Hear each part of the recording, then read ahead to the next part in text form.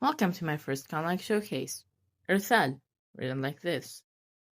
As you can see, it's written with the Arabic abjad, so it's written from right to left. It uses the Arabic letters except for the letter Gath, which is borrowed from the Persian alphabet and makes a G sound, G, and there are a few more notable changes.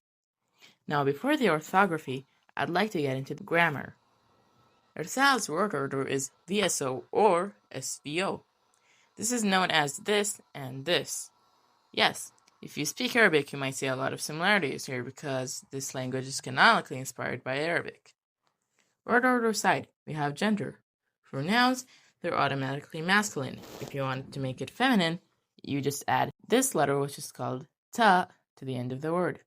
For example, kdab, which means books, feminine form is kdabe, which means writing, as in the noun, not the verb. If a word ends in a vowel, which are only u, a, e, then we add an unwritten sound between the vowel and the ta. They are y for e, w for u, and the global stop h for a. For example, nama, which means adult, its feminine form is nama'e, pronounced nama'e.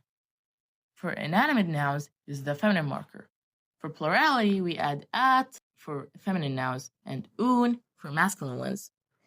Note that if we add the plural feminine marker, we don't need to add the singular feminine marker. For verbs, we have to conjugate them for the subject. For the present and future tenses, it's simple enough. Add the prefix e for masculine or the prefix t for feminine. For the other tenses, we'll get into it later. Alright, we also have tenses. In Irthal, we have 4 tenses: past tense, present tense, future tense, and imperative tense. In Arabic, the future and present tenses are only distinguished by the future markers se, if it's going to happen soon, and sofa, if it's going to happen later. But in Irthal, they're replaced by the prefixes se and su. For example, eats in Irthal is yagul, and he will eat is siyagul or suyagul, depending on how soon it will happen. The conjugation for them is pretty complicated. It's removing the non-root letters from the word, then adding the fatha diacritic on every letter, then putting back the non-root letters back. For example, yasurid, which means he takes. If you're wondering why the su became s, that is because the u sound in the beginning became a w sound. And since W isn't a vowel, you don't add the same vowel short version when it's represented by a diacritic on the letter before it like you normally would. This does not apply to ta, pronounced e, as you don't need to add a diacritic before it.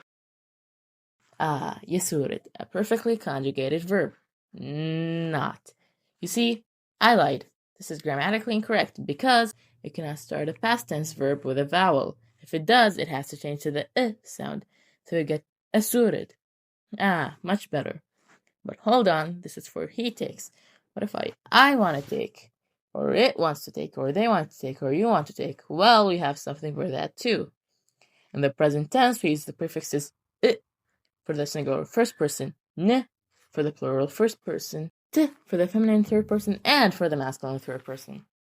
Ya as a prefix alongside na as a suffix for the plural feminine. For the feminine second person, plural second person, dual second person, plural third person, dual third person version of the present tense. We'll talk about it after the imperative tense. If you're wondering what dual first person prefix is, well, it doesn't exist. Just use the plural one. That was the present tense. For the past tense, we add the suffix tu for the singular first person, na for the plural and dual first person, u for the plural and dual third person, te for the masculine second person, and ti for the feminine second person. For the masculine third person, add nothing, and for the feminine third person, just add ts. Now for the imperative tense. The imperative tense involves removing the subject and conjugating the verb accordingly. For example, if you want to say protect your goal, you would say ahem golik. Let me parse that for you. Ahem meaning protect, but conjugated for the imperative tense. Goal meaning goal, obviously, and k meaning your. Yes, your and the other possessive pronouns are suffixes, but we won't go that deep into it. Here we don't say you protect your goal, ahem inte golik. Yes, you would go after the verb here because of the word order, because we delete the subject, being you. For the conjugation, we have 3 basic rules. First rule, we add an I at the beginning of the word if it begins with a consonant, except for one which we'll get into later. For example, يقتل, which means he kills. Then the imperative form becomes يقتل. We ignore the E since that's a gender marking. Second rule, if a word begins with a vowel, a, u, e, or the glottal stop I, we remove it and don't add an E. For example, يأكل becomes gul. We still don't care about the gender marking E since we use the isolated root word form of it, which is egil or egul. That starts with an E, so remove it and don't put an E. That's why it becomes gul. The third rule is if a word ends with a vowel, for example, sla'i, translating to seeking, again the noun, not the verb, then remove the vowel and change it to a short version. That would be the I diacritic for E, diacritic for A, and the U diacritic for U. For example, sla'i becomes is'i. That's it for the imperative tense. We said after finishing the imperative tense, we would go into those missing conjugations that I saved for later because they're special. They're called this, which translates to the 5 verbs. I'm not going to go in depth for them, but I'll put a graphic on screen, and you can pause if you want. On to the orthography. I will also pair it with a phonology, and those consist of alif, a, ba, b, ta, t, tha, th, jim, j, ha, ha, kha, kh, ain, a, ghain, gh, fa, f, qaf, q, sad, s, dhad, dh, ha, h, ta, t, or e, ta, t, va, v, sad, s, vad, v, sin, s, shin, sh, kaf, k, gaf, g, dal, d, dal, th, ra, r, zai, z, waw, w, nun, n, mim, m, wa, w. It makes the O sound followed by a glottal stop. Yi, it makes the I sound followed by a glottal stop. And hems, which is pronounced as the glottal stop.